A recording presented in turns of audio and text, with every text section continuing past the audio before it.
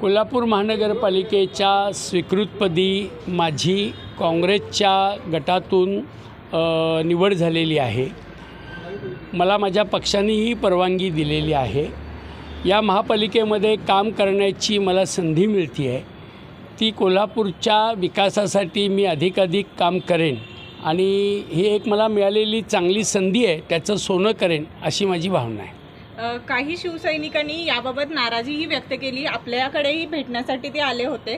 नाराजीचा एकंदर सूर पाहायला मिळाला, त्याबद्दल काय सांगा? नाही, एक आमचे पदाधिकारी आहेत विशाल देवकुळे, हे प्रभाग क्रमांक 15 मधनं इच्छुक होते।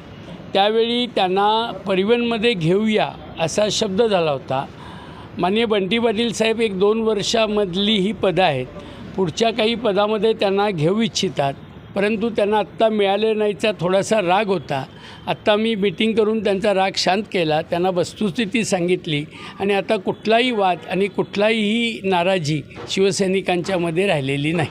त्याचबरोबर आपण पाहिलं की तुम्ही स्वीकृत नगरसेवक होणार ही बातमी पसरताच काहींनी ऑडिओ क्लिप असतील किंवा या माध्यमातून आपल्याला रोखण्याचा प्रयत्न केला। मला माहीत नाही का रोखण्याचा प्रयत्न केला किंवा कुठली ॲडिओ क्लिप आहे वगैरे, ही काय मला माहीत नाही।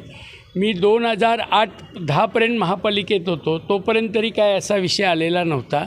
मी महापालिकेमध्ये कुठल्याही भ्रष्टाचारामध्ये सामील आहे अशी माझ्यावर केस, असा माझ्यावर चौकशी, असा माझ्यावर कुठलाही आरोप झालेला नाही आहे।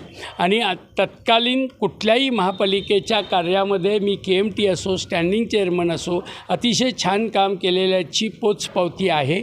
त्यामुळे त्यांनी विरोधकांनी काय विषय काढला मला माहीत नाही, पण आज जाऊ दे, विरोधकांची काय भूमिका ही असफल झालेली आहे आणि मी आज स्वीकृत झालेलो आहे, याचा मला आनंद आहे। ठीक आहे, थँक्यू।